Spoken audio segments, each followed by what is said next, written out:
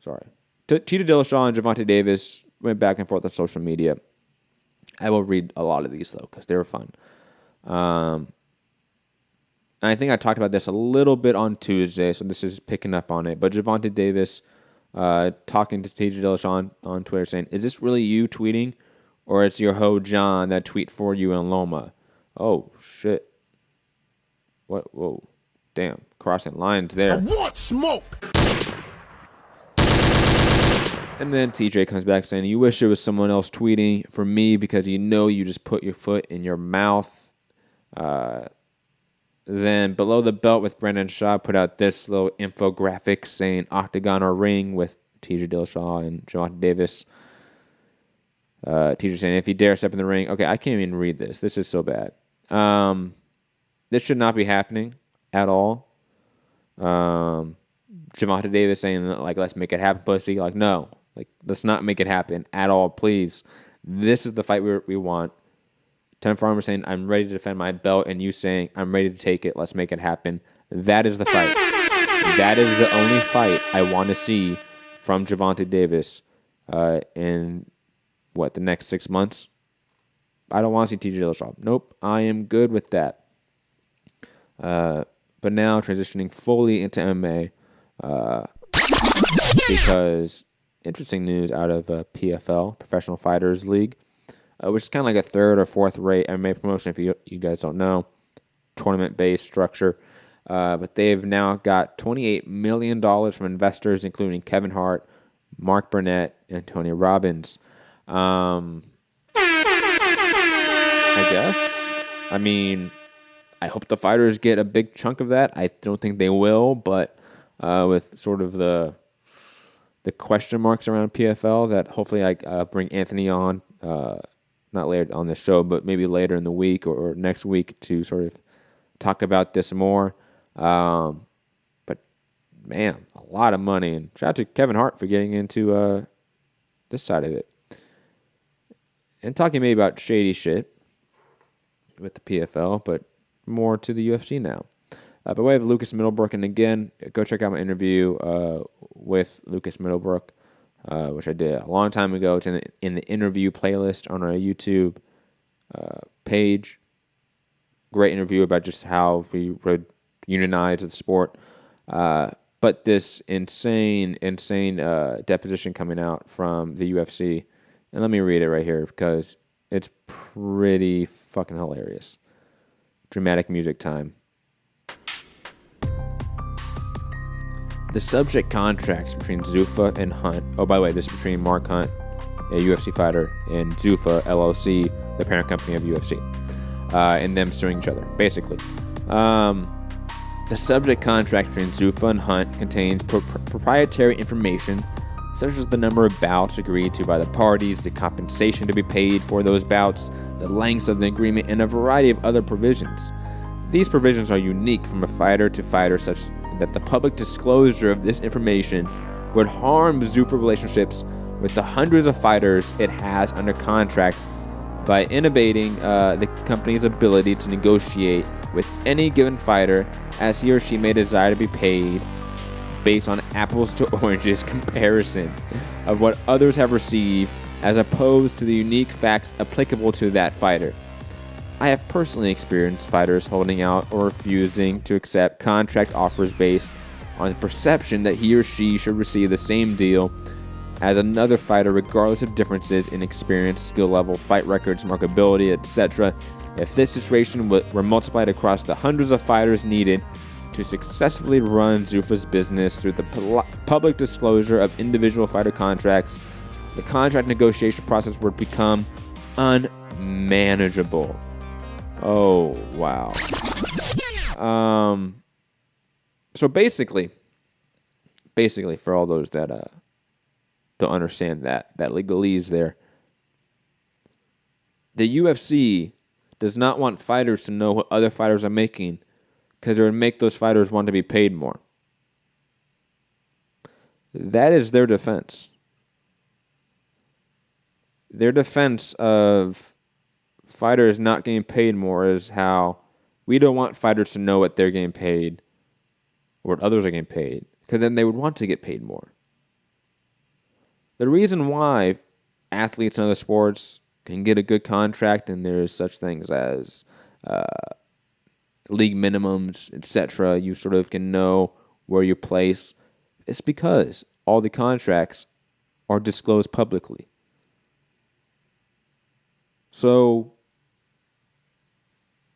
their defense of this whole sort of lawsuit, in a way, in at least in this part of it, is actually can be used against them. And it's so fucking hilarious how they do not see that I don't even know where to go with this. Shout out to Eric McCracken. He posted on combatlaw.com. Go check it out. He sort of broke this down. He's a combat sports lawyer up there in Canada. But yeah, fucking hilarious. Just their reasoning behind this. But digressing from that, because I do want to hurry to callers. Again, calling number 323-870-4051. Speaking of California and regulatory innovations, they're starting to sort of have this weight management program where if you come in on fight night 10% over your contracted weight, they will recommend that you move up a weight class. Out of the 24 fighters on the card for UFC 227, all but 6.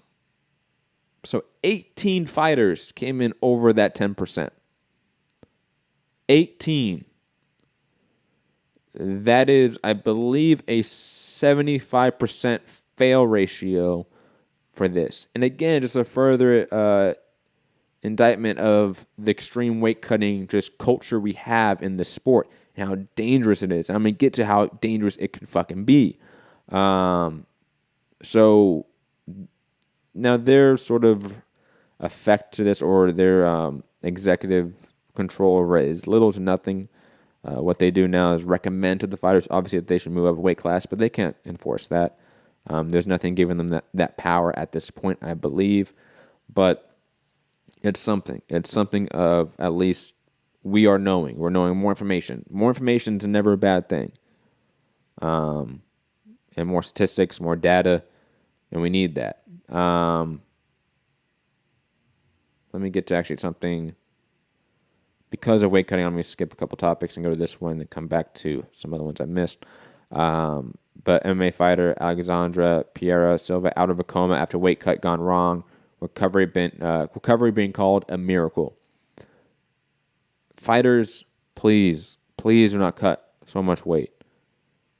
It is more dangerous to you and to the sport than PD use and a plethora of other cheating. Weight cutting is a insane danger that you guys are conducting yourselves under. So please do not do this. I don't want to read news like this. I really don't. This is upsetting to me. So yeah, I just again wanted to sort of piece those two news together. A lot of fighters are cutting too much weight.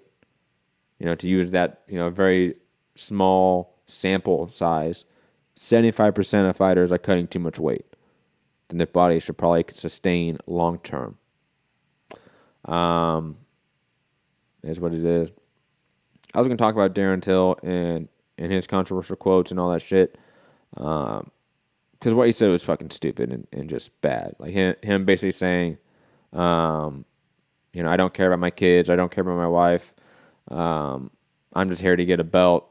And he sort of was walking back on this and saying people shouldn't be offended. Look, what you said was just stupid. And it objectively was not a smart thing to say. And it's kind of a dipshit dick thing to say. So you can tell us that, hey, stop being offended. But again, you said, I don't care about my kids. I don't care about my girlfriend. Those are just objectively not morally right things to say. I'm not really that offended by it. I just kind of think of you as a dick now, in a way. Is what it is. I think you're still a great fighter, but I mean, people that aren't dicks don't say shit like that. People that aren't, assholes don't say shit like that. That just makes no sense. last piece of news that we're going to get to. Diego Sanchez to fight Craig White at UFC 228. Diego Sanchez, please. For the love of God, retire. Please. It is horrendous. But that is it for the news of the day, or the few days, ladies and gentlemen. You know what that means. We're heading over to callers. And first caller up, I believe, is Santiago. Yes, it is. Santiago. Hello. Are you there? Hey, buddy. Nice to be the first call for your inaugural day of having calls. I'm just here working, taking some people to some places, and I just wanted to listen to the show through the phone for once. So no questions, no ideas on the topics. You're good. You just wanted to come and say hi. Well, no, I mean, obviously I'm a little disappointed in the DAZN card. Obviously I expected better. All of us had those expectations placed when this PBC card first came out with Thurman Guerrero. So obviously a lot of us expected better than this. So hopefully, like, this card is like just like a first bad start, but they have like a good strong start afterwards. Obviously, I'm a little tired of the whole like love triangle between the heavyweights, Fury, Wilder, and Joshua. And at this point, really, I'm just waiting for them to say that, you know, after Tyson Fury beats Francisco Pianta, that Wilder gets in the ring and they announce the fight, and like, you know, we get the trash talking we expected to get a couple years ago. Really, you know. Obviously, I really don't have much to say regarding the MMA topics, but if you have any questions regarding anything that you have talked about, feel free to shoot. Otherwise, that's my call. Thank you, Santiago. Glad that you're the inaugural caller of MCR. It's kind of fitting, actually. Shout out to Robbie Hearn, who wanted to be that. He's not. Compa, I see you in there on the list, but you haven't pressed 1. By the way, 323-870-4051. Call in right now. Press 1 to get in the line in the queue. Compa, you have not pressed 1, so I'm not going to go to you just in case. I know you're a busy man there, out there in LA, hustling in the streets. But first-time callers, not a lot. It happens. So we're going to head on out of here. Yes. So thank you, everyone in the chat. Jonathan Fitch, Boxing Idiot, Matthew Valentine, Bayside Boxing, Kyle, Ellie, Eric Rosas, Rampage Fan, Ryan Island, a lot of people. Shout out to all of you guys from the chat. Rubisky, Rick Fulton, Nija, everyone. Glad you guys enjoyed the show. Glad you guys are here. Be back, obviously, not tomorrow. I don't know if we're going to do live fight chat. We might do a live fight chat tomorrow. I will not confirm it today. But I will be... I believe that's Kyle in the queue. Kyle, I think that's you in the queue. I'm going to go to you, Kyle, because you're jumping in here last minute. Kyle, is this you? Yo, can you hear me? Yes, we can. Hey, what's going on, Matt? What's up, Kyle? How you doing? I'm good, man. Congratulations on the new equipment and the new studio and whatnot. I appreciate it, man. What's your thoughts on everything? What's your thoughts on the Glory card tonight? It's not too much to get excited about. I just want to actually clarify on that for fans. The main card is on ESPN2. But every Glory card has what's called a Super Fight Series, and those are always on the UFC Fight Pass. It's all on the same show, but you unfortunately have to be a Fight Pass subscriber in order to see the Super Fight Series. And is that before or after? So I just wanted to clear that up. Is that before or after the ESPN card, or the ESPN portion of it? It's before. Right. Essentially, the Super Fight Series is the undercard. Okay. But they usually spice up the main event because it's on the Fight Pass, whatever. And yeah, it's actually a pretty good main event. It's Jason Wilness fighting Marcus Simon, and it's actually the 4th time they've ever fought. So it should be interesting. Can't wait. Any thoughts on the news of the day? Any thoughts on Joshua Wilder, Fury, PFL, DAZN? One thing I want to say is I'm glad Diego Sanchez is fighting Craig White instead of Maribek Taisimov, who I originally heard he was going to fight a while back. Am I saying that right? Maribek Taisimov? I think you're saying it right. Yeah, I think you are. Yeah, I think that would have been terrible for Diego. I think fighting period is terrible for Diego at this point, but I agree that Craig White's a much easier opponent than Maribek, easily. Yeah, and then other than that, it's too bad that the DAZN Chicago card sucks. I was kind of trying. I'm in Chicago, so I was trying to check that out. But shout-outs to Jarrell Miller, former kickboxer. Well, you might find some cheap tickets. Like, knowing that event is what it is, like I assume the ticket prices are going to be priced accordingly. So you might find a cheap ticket. And you might... Yeah, but it's going to be the same night as Khabib and Conor. Oh, that's right. That's right. Not worth it. Not worth it. Yeah, so no. Can't do it. Was that it, Kyle? Well, anyways, man. Yeah, man, that's all I got, man. Congratulations again, and hopefully I'll be talking to you again soon. Yes, that's true, man. Shout-outs to the MCR family. Shout-outs to the MCR family, man. Get your equipment right, man. Can't wait to have you on the show as a host. But yes, ladies and gentlemen, that is officially it. Thank you to everyone. Hit the like button, share, subscribe, all that fun shit, and be back hopefully tomorrow. If not, Sunday, championship rounds, Patreon-only podcast, patreon.com/Mix Combat Radio. Help support the channel and get that extra Sunday podcast for as low as $1 a month. You can't get a price like that. Come on. But yes, everyone have a good day. Peace.